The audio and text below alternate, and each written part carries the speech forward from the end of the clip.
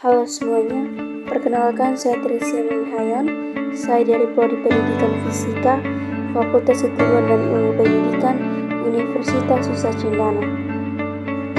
Pada video kali ini, saya akan mereview kembali materi mengenai dinamika dan tantangan Pancasila sebagai ideologi. Dinamika Pancasila sebagai ideologi.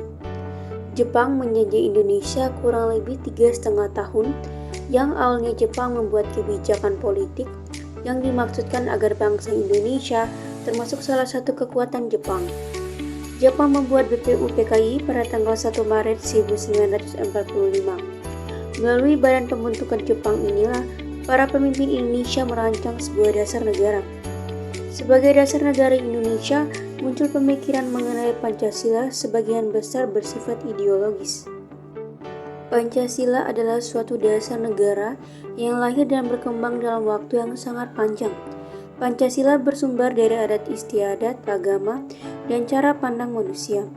Sehingga nilai-nilai dari Pancasila sudah diakui oleh kebenarannya dan diangkat menjadi dasar negara Indonesia.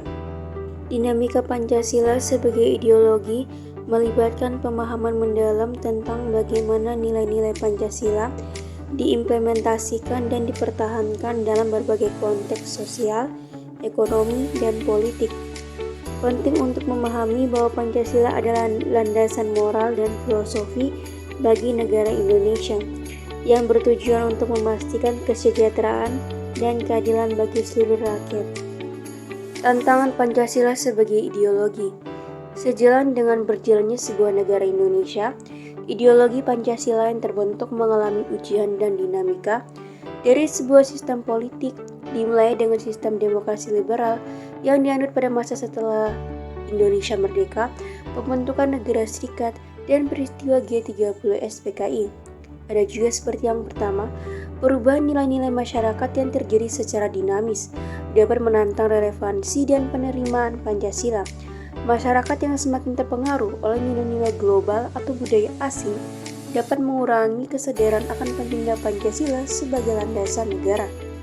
Munculnya ideologi alternatif yang tidak sejalan dengan prinsip-prinsip Pancasila dapat mengganggu stabilitas ideologi negara.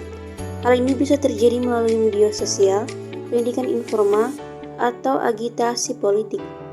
Ancaman dari kelompok-kelompok ekstremis yang memiliki agenda tertentu dapat mencoba untuk menggulingkan prinsip-prinsip Pancasila dan menggantikannya dengan ideologi yang sesuai dengan kepentingan mereka. Cara mengatasi tantangan Pancasila sebagai ideologi. Yang pertama, penguatan pendidikan nilai-nilai Pancasila.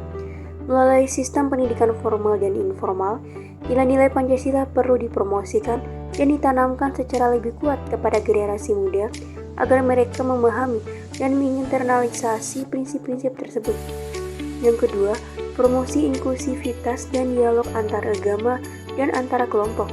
Memperkuat komunikasi dan kerjasama antara berbagai agama, budaya, dan kelompok dalam masyarakat dapat membantu mengurangi ketegangan dan memperkuat solidaritas nasional. Yang ketiga, meningkatkan kesadaran akan persatuan dan kebinekaan. Penting untuk terus meningkatkan kesadaran akan pentingnya persatuan dan kebinekaan sebagai landasan bagi keberagaman yang kaya dalam membangun negara yang kokoh dan stabil. Hal ini dapat dilakukan melalui kampanye publik, program pendidikan, dan kebijakan yang mendukung keberagaman.